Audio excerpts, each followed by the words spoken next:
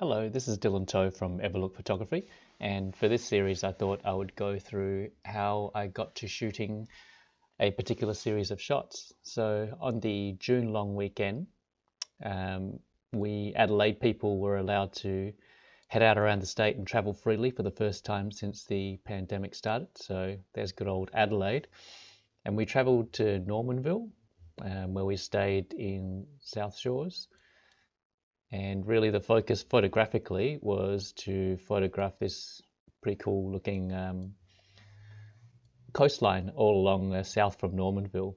So I'm going to focus on Second Jetty this morning, which is about 10-15 minutes away from Normanville. And most of the shots I've taken in the past have centered around the jetty or to the west of the jetty.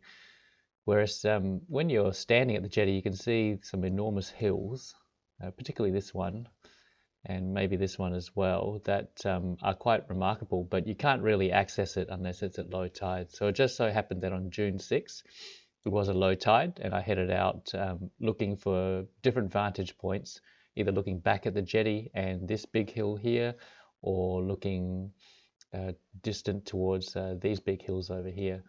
Now, one thing saddens me is that Photographers Ephemeris has now introduced a paid feature to have satellite planning, so I have to kind of combine the two and use my imagination. But this is on June the 6th. You can see the sunrise coming from just around the hill. So this really makes Second Valley a good dawn kind of shoot during winter time, because in summer you probably won't get too much light unless you're shooting into the hill. So I try to head to Second Valley during with the winter months of the year, and hope to get some direct light or even light opposite the sunrise looking back that way. So that was the nature of the shoot. And once I got there in the early hours of the morning, I'll bring you up my Lightroom catalog. So it was a bit of a slog in the dark because I had forgotten to recharge my headlamp. So as I got there, it was still well before dawn, and I was just scoping out some compositions in the dark. This is just a long exposure I took, and I ended up taking a shot. So I usually put like a rock or two where I'm going to take another shot, or leave my bag exactly where a tripod might need to be positioned for a certain composition. And so I just took some shots exploring around. I also saw this pool for which I set up a time lapse. And if the clouds would clear, I thought it would make for some fantastic reflections. So I set my GoPro up there running a time lapse throughout the whole morning. And that GoPro is a bit of a marker for me to come back to in case I found another composition. So that was just scouting around. And then I also found this kind of chute here at the bottom right, where there's a hole, and as the waves come in, it goes underneath a bank of rock to my right and kind of surges out here. Now, the seas were pretty calm on that morning, but I could imagine that if it was more rough, you could get some pretty wild looking blowhole type stuff. A bit risky for the camera, but that's the kind of shot I was taking pre-dawn, and some nice vertical rocks there as well. I haven't processed any of these, but uh, I may do so once I run out of current things to process. And then after that, I did notice that behind me, the sunrise was lighting up the clouds. So I used a bit of a longer focal length to get a bit of compression happening here, because otherwise these distant mountains would get lost. And because I was using a longer focal length, there's a bit of a focus stack happening. So I just took a couple of shots, and then basically that petered out and all the light was happening opposite the sunrise, which is when I converted back to shooting these lovely pinks that were happening opposite the sunrise. So I took a couple of shots here. Then I thought my original composition was something I quite liked, so I went back to it a bit further down from where my bag was sitting. Took a couple of short exposures, and you can see the dead calm seas and the use of the circular polarizer bringing out the colors in the water. So a couple of short exposures, get the composition right, and then a couple of long exposures, and that's the shot that I ended up editing. Now, when I'm doing long exposures, the ideal scenario for me is to have clouds streaming in from overhead, either towards you or away from you, away from the camera. And so you get this kind of zoom appearance. So not quite in this particular example. And I just accentuated that a little bit in post-process, and you can see the final result. So next up, I thought as the tide was starting to come up, there was a bit more action from this shoot here.